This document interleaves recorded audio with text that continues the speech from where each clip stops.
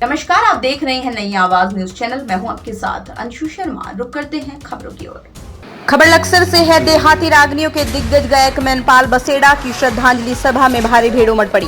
कई प्रदेशों से आए देहाती रागनी गायक और क्षेत्र के अनेक लोगों ने नम आंखों से मैनपाल बसेड़ा को भावभीनी श्रद्धांजलि दी।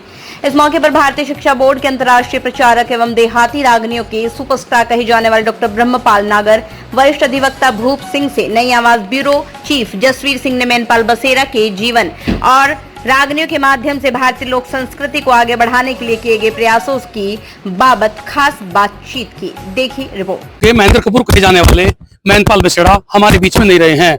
आज उनकी एक विशाल शोक सभा यानी कि उन्हें श्रद्धांजलि सभा के लिए आयोजित की गई थी, जिसमें न सिर्फ उत्तराखंड बल्कि उत्तर प्रदेश, हरियाणा, राजस्थान और दिल्ली से बड़े दिग्गज कलाकार जो उनके सहपाठी और उनके गुरु स्वरूप रहे हैं वो भी यहाँ शिरकत करने आए थे।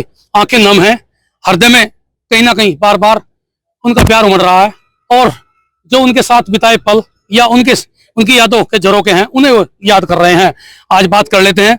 उनके अग्रज रहे हैं ब्रह्मपाल नागर, जो किसी परिचय का मोहताज नहीं है, चूंकि वो स्टार हैं रागनियों के, जिन्हें मोहम्मद रफी अगर मैं कहूँ देहाती रागनियों का तो कम होगा।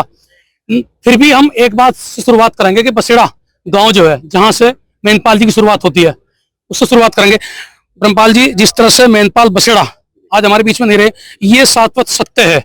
जीवन मृत्यु, सुख दुख और धूप छाओ, इनके सब जोड़े बने हुए हैं, आना जाना लगा रहता है। आज आपने अपने संबोधन में जब उन्हें याद किया तो आप भावुक हो गए थे।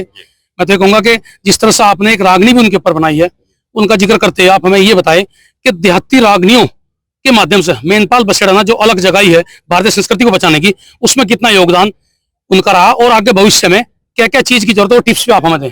पहले तो मैं नई आवाज के साथ साथ भारत के समस्त मीडिया को बधाई देता हूं, जो विश्व के महान लोक गायक जिन्होंने भारतीय संस्कृति और सभ्यता को पूरे विश्व में पहुंचाने का कार्य किया, ऐसी महान शख्सियत के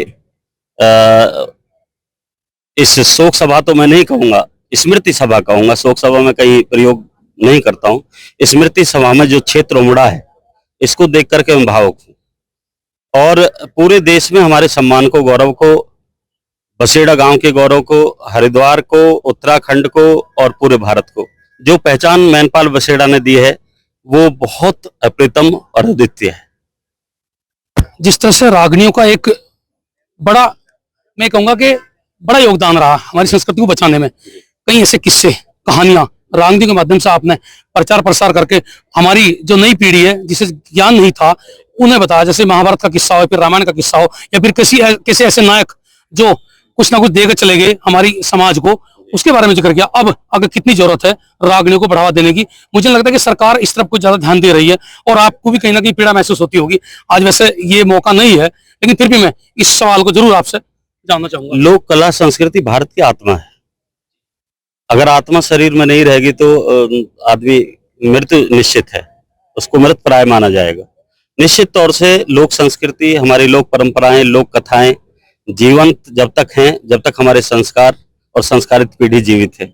अन्यथा जो पाश्चात्य संस्कृति है वो कितनी कोशिश कर चुकी है, बार बार 900 साल हम गुलाम भी रहे हैं, परंतु भारतीय संस्कृति और सभ्यता ही है और ये लोक कलाकार ही हैं, लोक जगत ही है, लोक मीडिया ही है जो उसको मिटने नहीं देता।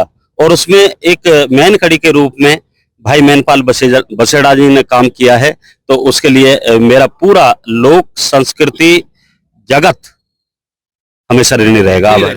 उनकी कई रागनी ऐसी हैं जो प्रेरणादायक है हमारे लिए।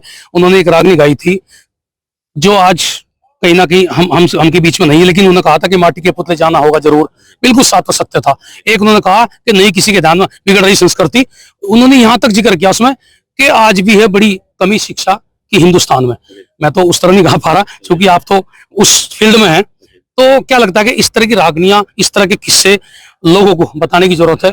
हालांकि सरकार तो बड़े बड़े दावे करती है। निश्चित तौर से एक चीज और भी बता दूं भाई साहब, मुझे पता नहीं कि मीडिया अपने अपने अंदाज से कहता है, अभी हमने एक मिशन चलाया है और खुशखबरी मैं आपको इस बात की दे रहा हूं कि भारत सरकार ने भारतीय शिक्षा बोर्ड बनाया है। इसीलिए बनाया है कि जो हमारी सीबीएसई की जो एजुकेशन है वो मैकाले की शिक्षा पद्धति से प्रभावित है। जिसने हमारी संस्कृति और सभ्यता को विनष्ट किया है। तो उसमें एक भारत सरकार की पहल, क्योंकि हमेशा निंदा ही नहीं करनी चाहिए, जो काम अच्छा हो उसके लिए कहना चाहिए। भारतीय शिक्षा बोर्ड बना करके ये तय किया गया है सरकार द्वारा कि हम आधुनिक और पौराणिक शिक्षा का तालमेल बैठा के, तारतम्य बैठा करके आगे एजुकेशन को देश के लिए बढ़ाएं। और वो भारतीय शिक्षा बोर्ड के रूप में 5 लाख मान्यताएं पहले चरण में देश को दी जा रही हैं। और बताते हुए मुझे फक्र हो रहा है कि जिसको भारत सरकार चला रही है, रामदेव जी इसका खर्च उठा रहे हैं, विश्व गुरु रामदेव जी, योग गुरु।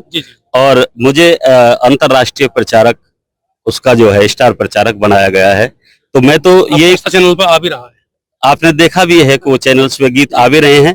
तो मेरी कोशिश है, जिस तरह से भाई मैनपाल बसेड़ा जी हमको बहुत चीज दे करके गए हैं। और आपने इतिहासों की बात की, ये तो हमारे चारण भाट भी करते रहे हैं। उन्होंने समय सामयिक गीत गाए हैं, अभी जैसे आपने बात की है, समय सामयिक गाए हैं। और समय आगे आने वाला जो समय है, अगर हम नहीं समझे, अगर हम अपनी संस्कृति और सभ्यता से नहीं जुड़े, तो आगे कितना खतरनाक समय आने वाला है, उसकी भी चर्चा मैनपाल बसेड़ा ने की है अपने माध्यम से। जी जी। और भूप सिंह उनके दोस्त भी रहे हैं, उनके रिश्तेदार भी हैं। और खासकर मैं देख रहा था कि पिछले 10 दिन से आप इतने ज्यादा नर्वस, भावुक नजर आ रहे हैं मुझे, क्योंकि जैसे कि आपके एक बायां हाथ कटकर चला गया हो। क्या कहेंगे, 2 शब्द आप भी कुछ? मैनपाल बसेड़ा ने एक पहचान दी इस क्षेत्र को, ये बात सच है बिल्कुल। लेकिन उसमें कहीं न कहीं योगदान हमारे जो लोक कला के जो लोग हैं, दिल्ली तक के जो साथी हैं, जैसे महाशय सतपाल दोसा जी हैं, केशव भाई हैं, मास्टर ब्रह्मपाल नागर जी हैं, भोलेराम बहरामपुर, जितने भी कलाकार हैं, सभी का बहुत सहयोग रहा भाई मैनपाल को साथ लगा के चलने का। यहाँ तक कि आकाशवाणी पे भी उनकी रिकॉर्डिंग कराने का। और जितने भी स्टूडियो हमारी दिल्ली में, उनमें परिचय मास्टर ब्रह्मपाल जी के सभी थे, उनमें रिकॉर्डिंग कराया, उनका काम बढ़ाया। इस वजह से बहुत पहचान मिली मैनपाल जी को। और सबसे बड़ी बात यह कि उम्र उनकी बहुत कम थी, ज्यादा नहीं थी। वो मेरे साथ के थे, लेकिन बीमारी ने उनको ऐसा जकड़ लिया कि फिर वो आज नहीं हमारे बीच में, चले गए हैं। बहुत दुख की बात है। चले गए, दुख की बात है। सब लोग रो रहे हैं और कहीं ना कहीं मन में एक संकल्प भी ले रहे हैं कि संस्कृति सभ्यता को यदि बचाना है। देखिए, ब्रह्मपाल नागर जी जो प्रोफेसर भी हैं, साफ तौर पर कह रहे हैं कि यदि भारतीय आत्मा को बचाना है, और आत्मा के बिना कोई जिंदा नहीं रह सकता, तो लोग, हमारी परंपरा जो है, उन्हें जीवित रखना जरूरी है। वो भले ही रागुनी के माध्यम से रखनी हो। उन्होंने मैनपाल जी के बारे में, उनके परिवार के बारे में कुछ ऐसी बातें भी कही है जो पूरे श्रद्धांजलि सभा, स्मृति सभा में यहाँ सब लोग मौजूद थे, और वो अनोखी थी, यानी एक अच्छी पहल थी। उन्होंने कहा कि उस कलाकार को जिंदा रखने के लिए उनकी जो स्मृतियां, उन्हें तो हम बढ़ाएंगे ही, साथ में उसके परिवार को भी कहीं ना कहीं उस तरह की सहायता जिस तरह हम दे सकते हैं, वो भले शिक्षा के रूप में आगे बढ़ाना हो या फिर उसके कुछ और काम रुके हुए उन्हें पूरा करना हो, वो जरूरी हो जाता है। और इसी बात को हम आगे बढ़ाने के लिए नई आवाज भी ये कहती है कि तमाम लोगों को, ऐसे लोगों का साथ देना चाहिए या उन्हें सहयोग करना चाहिए जो हमारे देश राष्ट्र के लिए सच्ची सेवा कर रहे हैं। जसवीर सिंह, नई आवाज, हरिद्वार। फिलहाल की खबरों में बस इतना ही। बाकी खबरों के लिए देखते रहिए नई आवाज न्यूज चैनल।